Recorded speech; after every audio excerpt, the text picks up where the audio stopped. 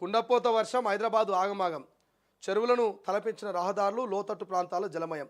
కొట్టుకుపోయిన ద్విచక్ర వాహనాలు, పలు ప్రాంతాల్లో స్తంభించిన ట్రాఫిక్. రేపు ఎల్లుండి పలు జిల్లాలకు అలర్ట్. శ్రీశైలానికి 1,00,000 క్యూసెక్ల ఇన్ఫ్లోనంట. ఇక హైదరాబాద్తో పాటు రాష్ట్రంలోని పలు జిల్లాలో ఆదివారం రాత్రి నుంచి సోమవారం వరకు మోస్తారు నుంచి భారీ వర్షాలు కురిశాయి. నైరుతి బంగాళాఖాతంలో ఉపరితల ఆవర్తన కొనసాగడంతో రాష్ట్ర వ్యాప్తంగా వర్షాలు కురుస్తున్నాయని వాతావరణ విభాగం తెలిపిందంటూ వార్త కనిపిస్తుంది. బట్ ఏదేమైనా వర్షాల గురించి డిస్కషన్ చేయాలి కాబట్టి చెప్తా ఉన్నాను. ఇక్కడ నిన్న చూస్తే అమీర్పేట, పంజాగుట్ట, దిల్సుఖ్ నగర్, ఇక హైదరాబాద్లో ఉన్నటువంటి అన్ని ప్రాంతాలు కూడా లోతట్టు ప్రాంతాలు, ప్రధానంగా లోతట్టు ప్రాంతాలు. ఎర్విల్ నగర్ దిక్కుపోతే మొత్తం లోతట్టు ప్రాంతాలే, కేబిహెచ్పి దిక్కుపోతే మొత్తం లోతట్టు ప్రాంతాలే. ఈ లోతట్టు ప్రాంతాల్లో ఉన్నటువంటి ఆ ఇండ్లన్నీ, ఆ కాలనీలన్నీ కూడా నీట మునిగి పాపం ఉప్పులు, పప్పులు, నిత్యావసర సరుకులు, విలువైనటువంటి ఖరీదైనటువంటి ఏసీలు, ఫ్రిడ్జులు, మరి కూర్చుంటారు కానీ ఏమంటారు సోఫాలు, ఇవన్నీ కూడా నీట మునిగి తడిసి ముద్దైనటువంటి సందర్భాలు మనం చూస్తున్నాం. పార్కింగ్ చేసినటువంటి వాహనాలు నీళ్ళలో తేలిన సందర్భాలు చూస్తున్నాం.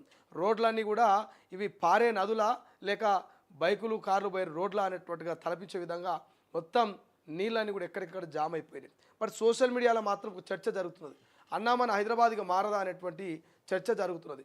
10 ఏళ్ల కిందట గట్లే ఉండే కేసీఆర్ ప్రభుత్వంలో మరి 2 ఏళ్ళైనా కాంగ్రెస్ వచ్చినా గిట్లే ఉన్నది. ఎక్కడ కూడా మార్పు కనబడట్లేదు. వర్షం పడితే పడ్డ నీళ్ళు పడ్డట్టుగా మరి డ్రైనేజీలోకో లేకపోతే పక్కనున్న కాలువలకో పోతలేవు.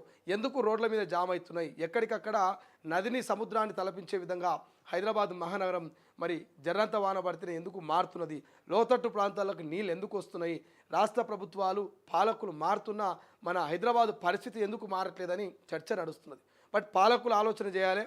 ఇప్పటికే కాంగ్రెస్ ప్రభుత్వం మేము హైడ్రా తెచ్చినాం, హైడ్రాతోటి అంతా పునరుద్ధరిస్తున్నాం, పునర్నిర్మాణం చేస్తున్నాం, ఎక్కడికక్కడ డ్రైనేజీలు క్లీన్ అవుతున్నాయి, కబ్జా గురైనటువంటి మ్యాన్ హోల్స్, డ్రైనేజీలు ఏవైతే ఈ నాలాలు అవన్నీ కూడా మరి క్లియర్ అయ్యి వర్షపు నీళ్ళు ఎప్పటికప్పుడు పోతున్నాయి, చెరువులు, కుంటలన్నీ కూడా నిండి కలకల్లాడుతున్నాయని చెప్తున్నది. బట్ ఇంకా కొన్ని చోట్ల లోతట్టు ప్రాంతాల్లో కొన్ని జంక్షన్ల దగ్గర ఎక్కడికక్కడ నీళ్లు మనం చూస్తున్నాం. ఇదంతా అమీర్పేటనట, అమీర్పేటలోనే ఇంత నీళ్లు పోలేకపోతున్నాయి. సో ఇంత వాటర్ పడుతున్న వర్షానికి ఇన్ని నీళ్లు ఎందుకు ఆగుతున్నాయి? దీనికి తప్పిదమేంది? ఇన్ని నీళ్లు ఇక్కడ స్టోరేజ్ కావడానికి కారణమేంది?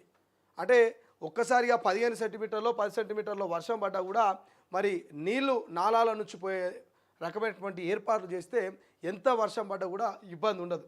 ఇక్కడ నాలాలు సరిగా లేకపోవడమో, కొన్ని నాలాలు కబ్జాకి గురవడమో, ఇతరితర కారణాలతోటి రోడ్డు మీద పడుతున్న వర్షం, కురుస్తున్న వర్షం అట్లే స్టోర్ అయిపోయి ప్రయాణికులకు ఇబ్బంది. నడుముల లోతు నడుచుకుంటూ వెళ్ళినా నీళ్లు పోనటువంటి పరిస్థితి. వర్షం కురిసి ఆగిపోయిన 2 గంటలు 3 గంటల వ్యవధిలో కూడా మరి ఆ వర్షపు నీళ్లు అక్కడి నుంచి రోడ్డు మీద నుంచి పోనటువంటి సిచ్యువేషన్ కొన్ని కాలనీలో చూస్తూ ఉన్నాం. కాబట్టి సో దయచేసి రేవంత్ సర్కార్, కాంగ్రెస్ ప్రభుత్వమైన ఈ నగరం మీద స్పెషల్ ఫోకస్ పెట్టి ఈ వర్షాకాలంలో ఇటువంటి సీన్ రిపీట్ కాకుండా చూడాల్సిన అవసరం ఉన్నది.